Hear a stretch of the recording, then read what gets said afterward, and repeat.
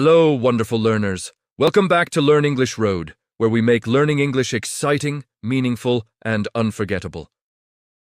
Today is extra special because this is part 8 of our beloved series, Learn Idioms Through Stories. And let me tell you, this one is going to touch your heart. We're traveling back to 1944, to World War II, where we'll follow Anna and Thomas, a young couple torn apart by war, struggling through unimaginable hardships, yet holding on to hope and love against all odds. Through their powerful story, you'll learn 90 essential English idioms used naturally in real-life contexts. These aren't just random phrases. They're expressions that native speakers use every single day. After the story, I'll show you all 90 idioms with clear meanings and examples, so you can review and practice them anytime. Oh, and before we begin, if you haven't already, please hit that subscribe button and ring the bell so you never miss our lessons. Your support means the world to me and helps me create more content like this. Are you ready? Let's step back in time and discover the power of love, hope, and the English language. Let's begin. Letters from the Heart. The rain was coming down in buckets when Anna received the telegram. Her hands shook like leaves as she tore it open, her heart in her throat. But it wasn't the news she feared most. Thomas was alive, though he'd been through hell and back in France. It was 1944, and the war had turned their world upside down. When Thomas had enlisted 2 years earlier, Anna had tried to keep a stiff upper lip, but saying goodbye had been the hardest thing she'd ever done. They'd been 2 peas in a pod since childhood, growing up on neighboring farms in rural Pennsylvania.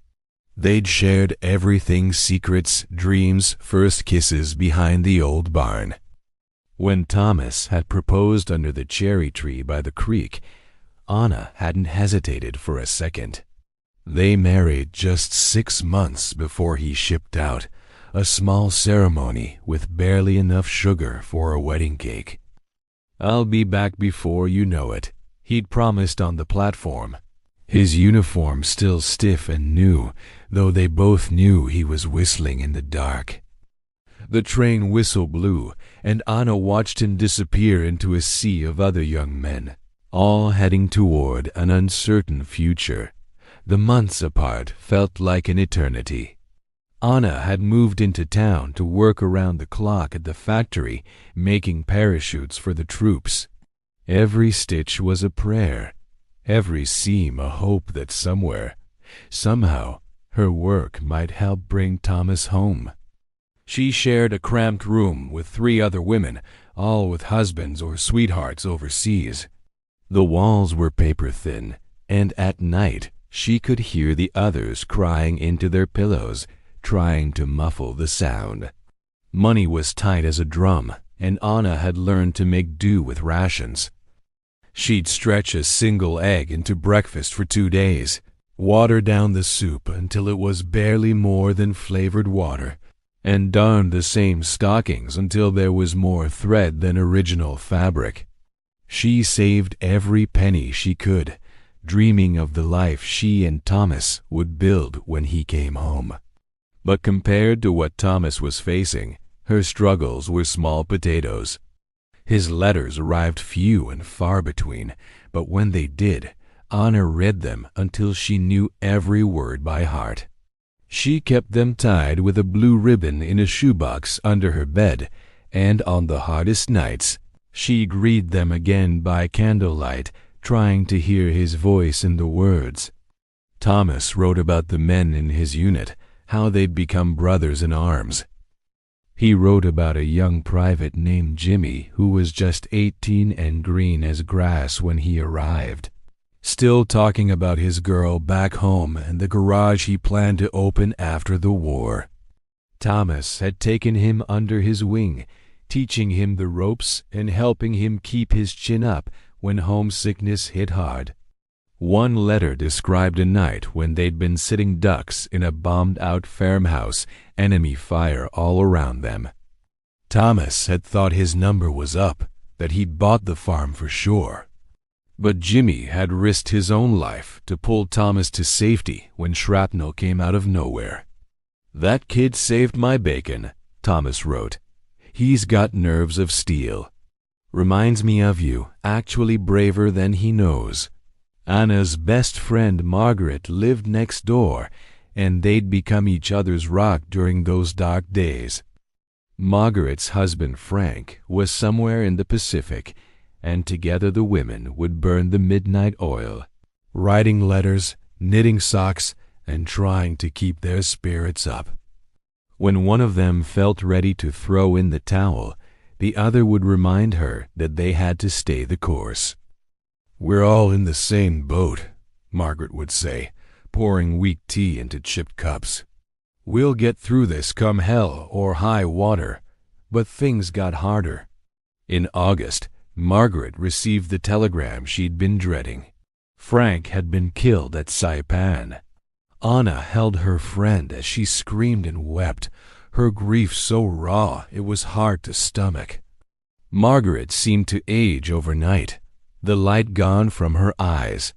For weeks, she was just a shadow of her former self, going through the motions of living but not really there. "I can't see the light at the end of the tunnel," Margaret whispered one night, her voice barely above a whisper. "What's the point of any of this?" Anna didn't have answers. She just held her friend's hand and cried with her, terrified that the same fate awaited Thomas. The loss hit close to home, making the war feel more real, more dangerous than ever before. It was no longer something happening over there. It was right here, stealing away the people they loved most. The winter of 1944 was particularly brutal.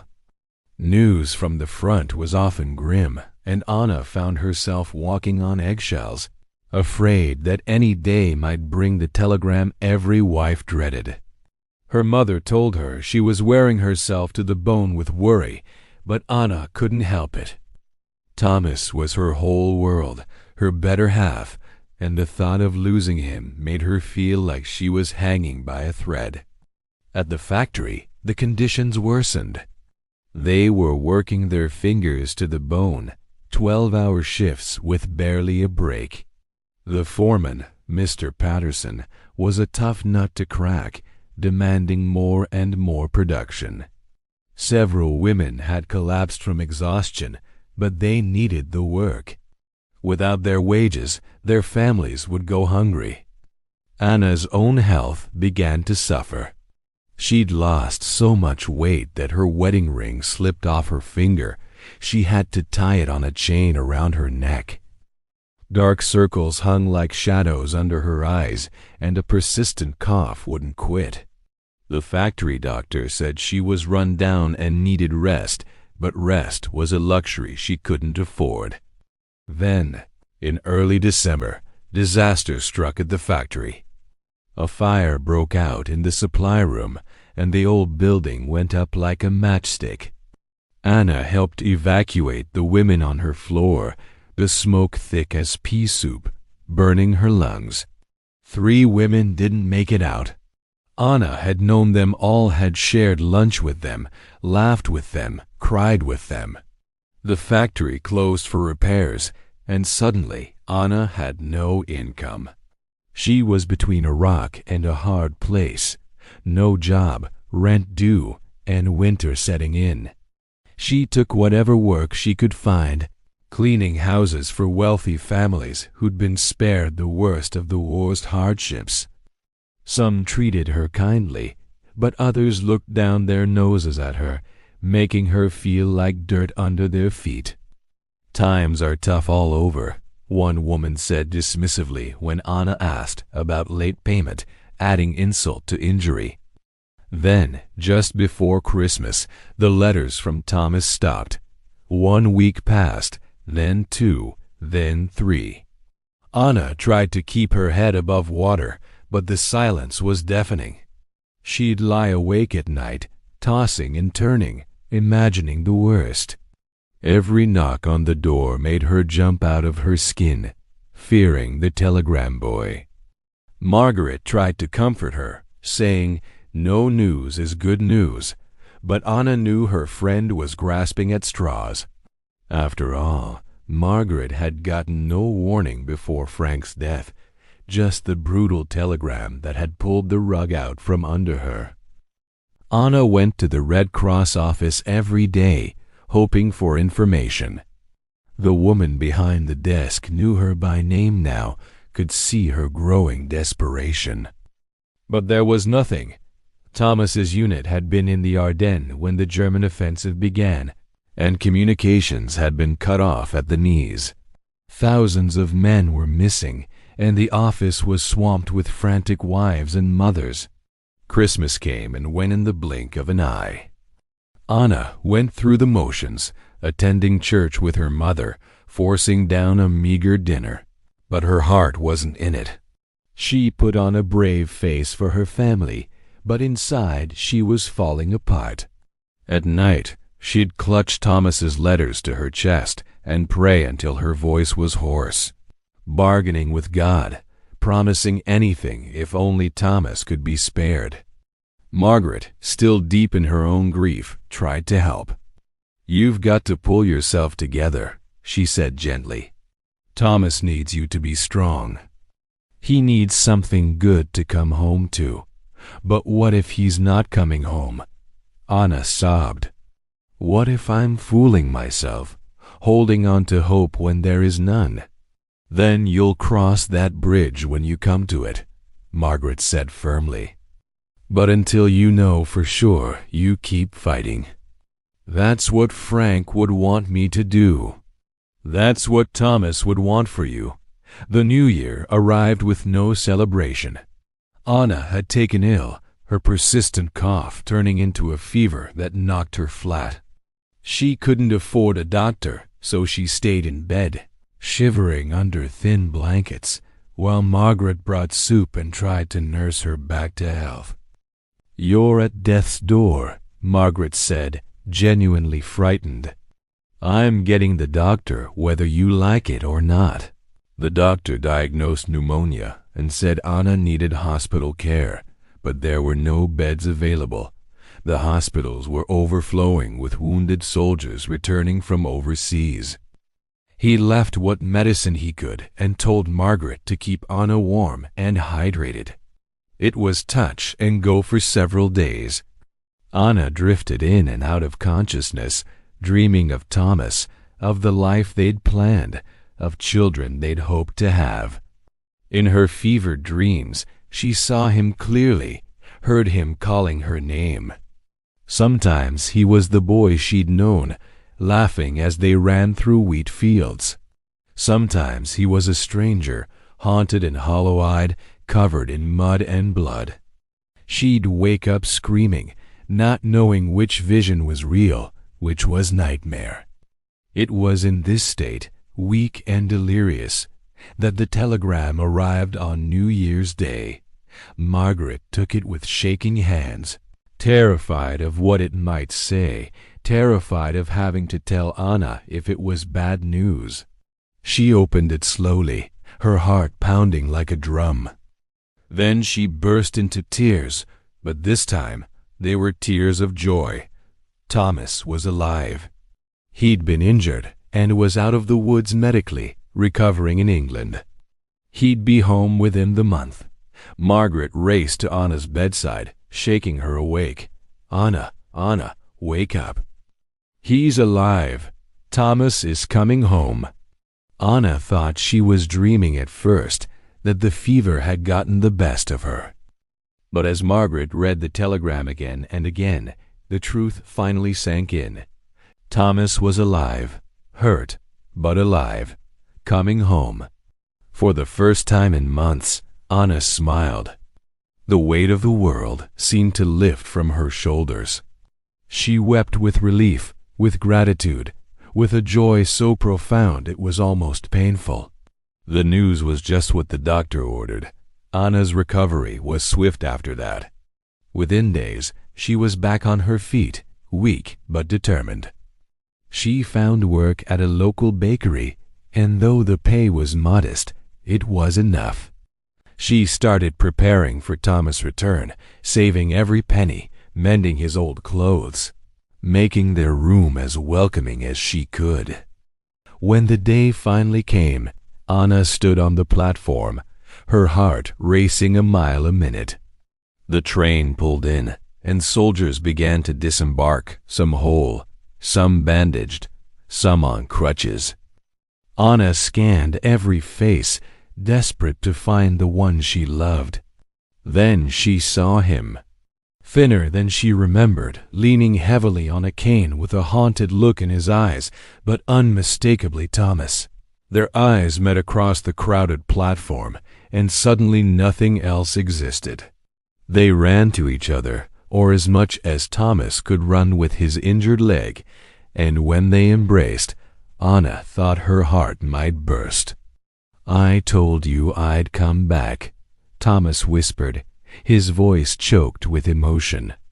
"I'd move heaven and earth to get back to you. You look like you've been through the ringer," Anna said, touching his face gently, memorizing every line, every scar. "I've seen things that would make your hair stand on end," Thomas admitted, "but thinking of you kept me going. You were my light at the end of the tunnel. On the worst nights, when I thought I'd breathe my last, I'd picture your face, and somehow I'd find the strength to hold on one more day." That night, sitting by the fire in their small room, Thomas told her everything. He'd been in the thick of it during the Battle of the Bulge. The fighting had been touch and go for days, and he'd honestly thought they were done for. The cold had been unbearable. Men were losing fingers and toes to frostbite, and the Germans seemed to be everywhere at once. Then he'd taken shrapnel to the leg during a mortar attack. Nothing that would put him 6 feet under, but enough to send him to a field hospital. The pain had been excruciating, but worse than the physical pain was what came next. "Jimmy didn't make it," Thomas said quietly, tears streaming down his face. "Cut down in his prime. That kid had his whole life ahead of him, talked about his girl every day, showed me her picture so many times I could have drawn it from memory. And just like that, he was gone. 1 second we were sharing a cigarette, laughing about something stupid, and the next. It broke my heart into a million pieces." Thomas's voice cracked as he continued. "There were others too, good men, brave men, boys really. Some died in my arms, calling for their mothers. I promised them I'd write to their families, tell them they were heroes, that they didn't suffer. But I don't know if I can stomach writing those letters, Anna. I don't know if I can face those families knowing I survived and their boys didn't." Anna held him as he wept, knowing he was finally letting out all the pain he'd been holding in, all the ghosts that haunted him. "You did everything you could," she whispered. "You gave Jimmy and the others hope when they had none. You were there for them when it mattered. That's worth its weight in gold. And you will write those letters, and I'll help you, because those families deserve to know their boys were loved." Over the following weeks, Thomas slowly began to heal, both body and soul. The leg wound would leave him with a limp, but he was alive, and that was all that mattered. The nightmares were frequent. He'd wake up screaming, soaked to the bone with sweat, reliving battles Anna could only imagine. She was patient, never pushing his buttons when the nightmares came or when he'd clam up about what he'd seen. Some days were harder than others. Thomas struggled to find work. His injury made physical labor difficult, and many employers were hesitant to hire someone they saw as damaged goods. The rejection stung, adding fuel to the fire of his depression and anger. He felt useless, like he was dead weight, a burden to Anna when he'd promised to provide for her. "I'm supposed to take care of you," he said one night, his voice bitter. "And here you are, working yourself to death while I'm sitting on my hands useless." "You're not useless," Anna insisted. "You're healing. You gave everything for this country, and now it's time to take care of yourself. We'll weather this storm together, just like we've weathered everything else." Margaret, who understood the darkness of loss better than anyone, helped however she could. She'd lost everything, but somehow she'd found a way to keep putting one foot in front of the other. She reminded Anna and Thomas that healing wasn't a straight line, that some days you took 2 steps forward and 3 steps back, but what mattered was that you kept trying. Slowly, gradually, things improved. Thomas found work as a bookkeeper. His mind was sharp even if his body was broken. It wasn't what he'd dreamed of before the war, but it was honest work, and it paid the bills. He began writing the letters to the families of his fallen comrades, and though each one tore him apart, he felt it was important, a way to honor their sacrifice. One spring morning, they walked to the park where Thomas had proposed years earlier. The cherry blossoms were in full bloom, painting the world pink and white, and for the first time in years, Anna felt truly at peace. "We've been through thick and thin," Thomas said, taking her hand. "This war tried to tear us apart, but it failed. We're stronger now, you and me." "Scarred, but stronger." "Against all odds," Anna agreed, squeezing his hand. "When I think about everything, the factory fire, the pneumonia, the months of not knowing if you were alive or dead, it seems like a miracle we re-standing here." They stood there together, 2 people who'd survived the unthinkable, ready to face whatever came next. The war had tested them to the limit, had pushed them to their breaking point, but it hadn't won. Love had won. "All's well that ends well," Thomas said softly. Anna smiled. "This isn't the end, my love. It's just the beginning." And as they walked home together, hand in hand, they knew that no matter what the future held, they'd face it together. After all, they'd already weathered the storm of their lives. Everything else would be a piece of cake. The war had taken so much from so many. Margaret would never see Frank again. Jimmy's sweetheart would never walk down the aisle in the white dress she'd been saving for. Thousands of mothers would never hold their sons again. The cost had been beyond measure, and the scars, both visible and invisible, would last a lifetime. But the war had also shown them what really mattered. They'd learned that love isn't just about the good times. It's about standing by each other when everything falls apart. It's about being each other's anchor when the world goes mad. It's about having the courage to keep hoping when hope seems foolish, to keep loving when loss seems inevitable. As they reached their front door, Thomas pulled Anna close. "Thank you for waiting for me, for keeping the faith when things looked darkest. There were times I wanted to give up the ghost, but knowing you were here, believing in me, gave me a reason to fight. For better or worse," Anna said, echoing their wedding vows. "That's what we promised, and that's what we'll always have." And they did. Through all the years that followed, through joy and sorrow, health and sickness, through Thomas's nightmares and Anna's lingering cough, through the hard times when work was scarce, and the good times when they finally bought that little house with the cherry tree, they kept that promise. Because some bonds are too strong to break, some loves too deep to fade. At the end of the day, that's what matters most.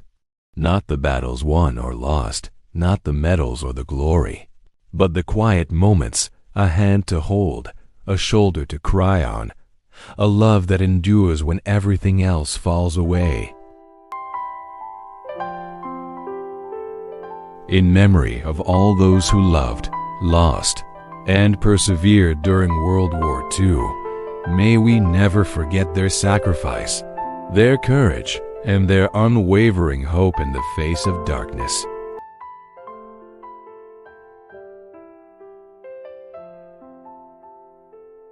Now it's time to explain the idioms from the story one by one, with simple meanings and examples for your better understanding. 1. Come down in buckets, meaning rain very heavily. Example, we can't go to the park now, it's coming down in buckets. 2. Heart in one's throat, meaning feeling extreme fear or anxiety. Example, my heart was in my throat during the job interview. 3. Through hell and back, meaning experience something extremely difficult. Example, after surviving cancer, she's been through hell and back. 4. Turn one's world upside down, meaning completely disrupt one's life. Example, having a baby turn their world upside down. 5.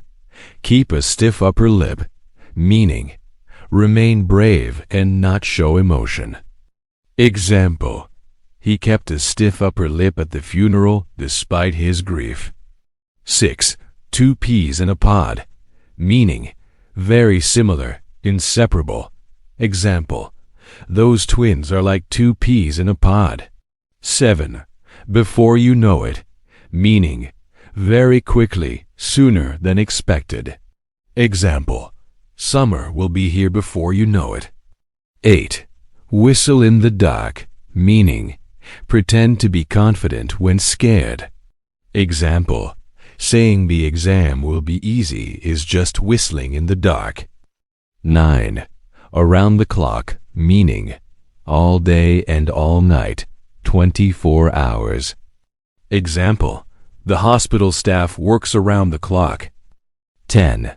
Tight as a drum, meaning very tight, having very little money. Example, after paying bills, our budget is tight as a drum. 11. Make do, meaning manage with what you have. Example, we don't have butter, so we'll make do with margarine. 12. Small potatoes, meaning something unimportant or insignificant. Example, compared to global warming, my problems are small potatoes. 13. Few and far between, meaning rare, not happening often. Example, good jobs in this town are few and far between. 14. By heart, meaning memorized completely. Example, she knows the poem by heart. 15. Brothers in arms, meaning soldiers who fight together, close comrades. Example, they became brothers in arms during the war. 16. Green as grass, meaning very inexperienced or naive. Example, the new intern is green as grass, but eager to learn. 17. Take someone under one's wing, give someone protection or guidance. Example, the senior manager took the new employee under his wing. 18. Keep one's chin up, meaning stay positive despite difficulties. Example, keep your chin up, things will get better. 19. Sitting ducks, meaning easy targets, vulnerable. Example, without security cameras, we're sitting ducks for thieves. 20. By the farm, meaning die, military informal slang. Example, several soldiers bought the farm in that battle. 21. Come out of nowhere, meaning appear suddenly and unexpectedly. Example, the car came out of nowhere and almost hit me. 22. save someone's bacon, meaning rescue someone from trouble. Example, you saved my bacon by lending me that money. 23. Nerves of steel, meaning very brave, calm under pressure. Example, surgeons need nerves of steel. 24. Burn the midnight oil, meaning work late into the night. Example, I'll have to burn the midnight oil to finish this report. 25. Throw in the towel, meaning give up, quit. Example, after years of trying, he finally threw in the towel. 26. Stay the course, meaning continue despite difficulties. Example, stay the course and you'll achieve your goals. 27. In the same boat, meaning in the same difficult situation. Example, we're all in the same boat during this recession. 28. Come hell or high water, meaning no matter what difficulties arise. Example, I'll be there on time, come hell or high water. 29. Hard to stomach, meaning difficult to accept or tolerate. Example, the news of the accident was hard to stomach. 30. A shadow of one's former self, meaning much weaker or worse than before. Example, after the illness, he's a shadow of his former self. 31. See the light at the end of the tunnel, meaning see hope for the future. Example, after months of job hunting, I finally see the light at the end of the tunnel. 32. Hit close to home, meaning be personally affecting or relevant. Example, that documentary about poverty hit close to home. 33. Walk on eggshells, meaning be very careful not to upset someone. Example, everyone's walking on eggshells around the angry boss. 34. Wear oneself to the bone, meaning exhaust oneself completely. Example, she's wearing herself to the bone with 2 jobs. 35. Better half, meaning spouse or romantic partner. Example, I'll have to ask my better half before we make plans. 36. Hang by a thread, meaning be in a very precarious situation.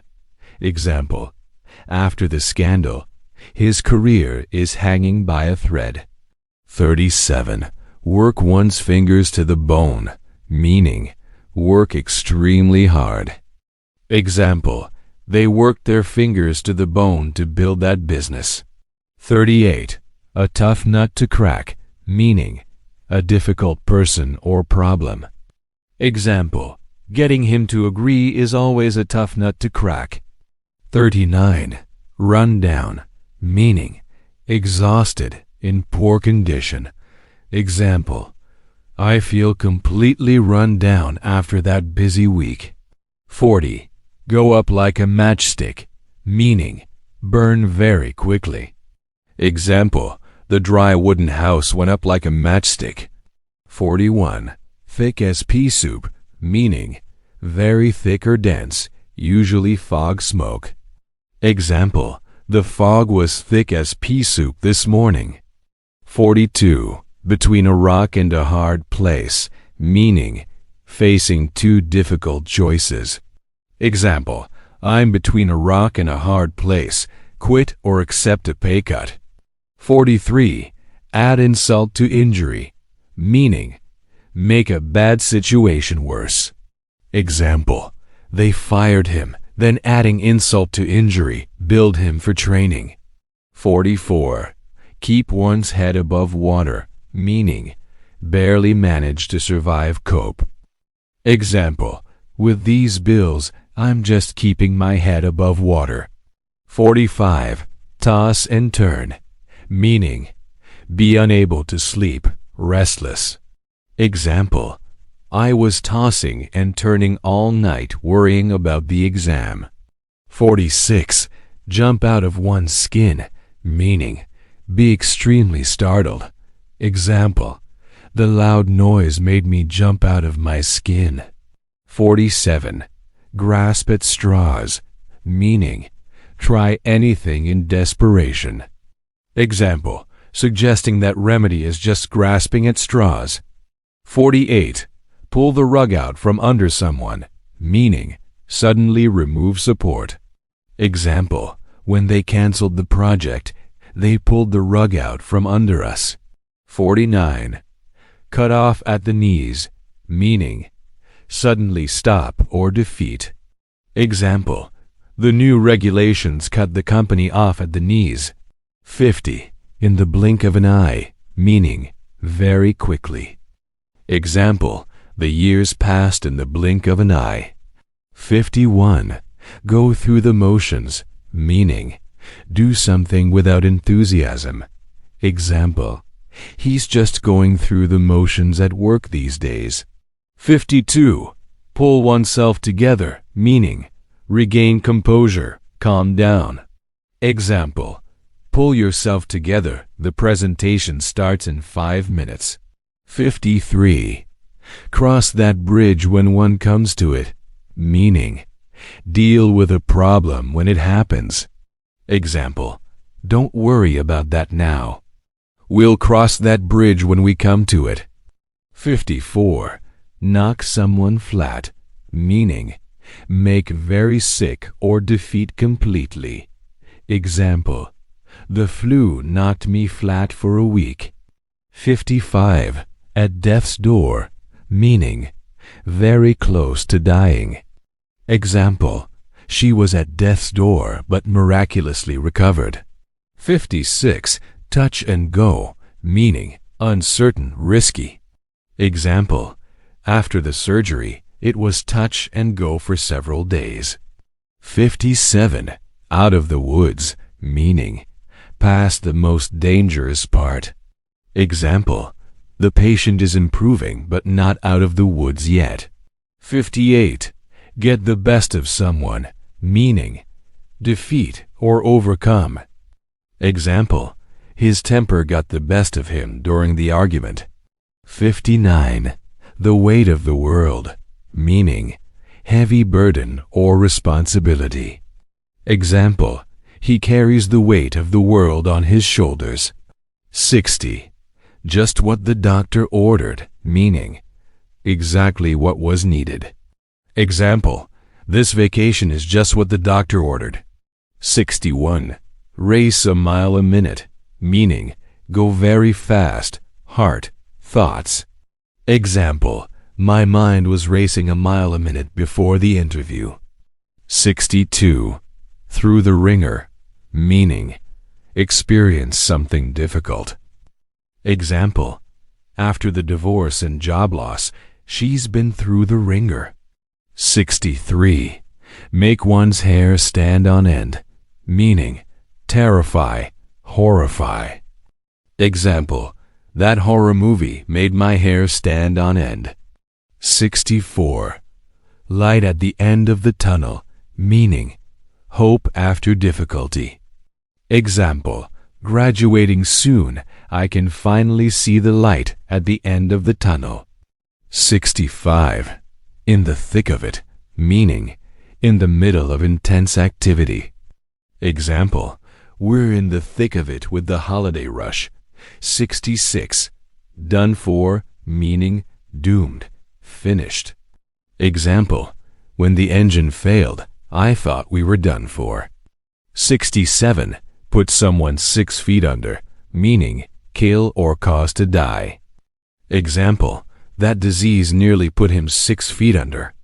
68. Cut down in one's prime, meaning die young at peak of life. Example, the athlete was cut down in his prime by a heart attack. 69. Worth one's weight in gold, meaning extremely valuable. Example, good employees are worth their weight in gold. 70. Soaked to the bone, meaning completely wet. Example, I forgot my umbrella and got soaked to the bone. 71. Push someone's buttons, meaning deliberately annoy someone. Example, stop pushing my buttons or I'll lose my temper. 72. Clam up, meaning suddenly stop talking, become silent. Example, he clammed up when the police started questioning him. 73. Damaged goods, meaning someone, something imperfect or flawed. Example, after the scandal, voters saw him as damaged goods. 74. Add fuel to the fire, meaning make a situation worse.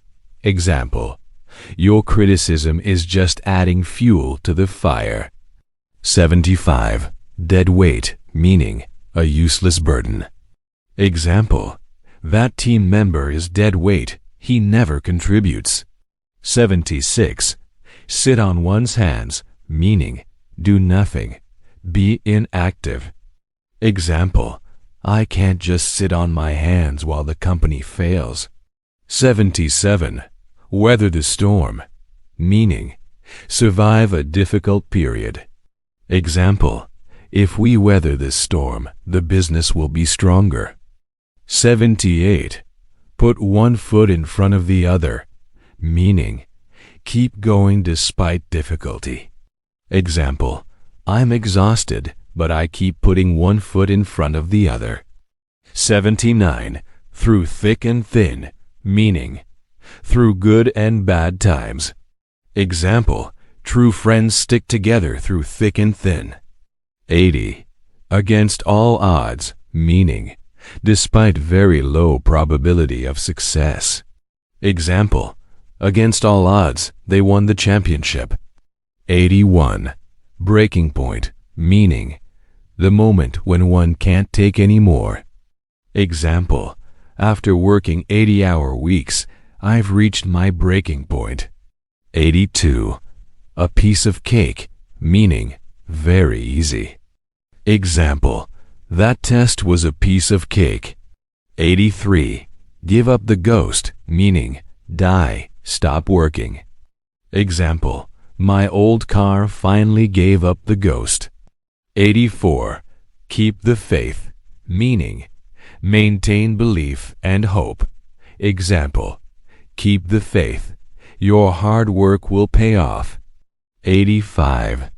At the end of the day, meaning ultimately, when everything is considered. Example, at the end of the day, family is what matters most. 86. One's number is up, meaning one's time to die has come. One is about to face doom or serious consequences. Example, when I saw the truck heading straight toward me, I thought my number was up. 87. All's well that ends well, meaning if the final result is good, earlier problems don't matter. Example, we had many difficulties during the project, but we finished successfully. All's well that ends well. 88. Beyond measure, meaning to a very great extent, impossible to calculate or describe. Example, her kindness and generosity were beyond measure. She helped everyone who needed it. 89. For better or worse, meaning whether the outcome is good or bad, in any case, no matter what happens. Example, for better or worse, we've made our decision and must live with it now. 90. To the limit, meaning to the maximum extent possible. As far as something can go. Example, the athletes pushed themselves to the limit during the championship race.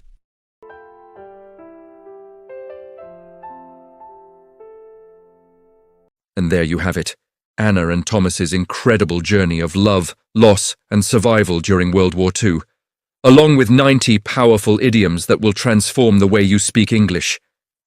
I hope this story touched your heart as much as it touched mine. War separates people, destroys lives and tests the human spirit. But as we saw, love and hope can survive even the darkest times. Here's my challenge for you. Choose 5 idioms from today's lesson that really resonated with you and write a sentence using each one in the comments below. This will help you remember them, and I'll personally read your sentences and give you feedback. Now, if you found this video helpful, and I really hope you did, please give it a big thumbs up. It tells YouTube to share this video with more English learners around the world, and that helps our community grow. And if you haven't subscribed yet, what are you waiting for? We release new lessons regularly, including more episodes of this series. Parts 1 through 7 are already available. You can find them in the playlist linked in the description. Each one teaches idioms through different exciting stories, mysteries, adventures, romances, and more. Before I go, let me leave you with this thought. Learning English isn't just about grammar rules and vocabulary lists. It's about understanding culture, emotion, and human connection. Every idiom tells a story. Every phrase carries meaning beyond the words themselves. And when you master these expressions, you don't just speak English, you feel English. So keep practicing, stay motivated, and remember, every idiom you learn is another step toward fluency. You're doing amazing, and I'm so proud of your dedication. Thank you so much for spending this time with me today on Learn English Road. Until next time, keep learning, keep growing, and keep believing in yourself. See you in the next video. Goodbye, and happy learning.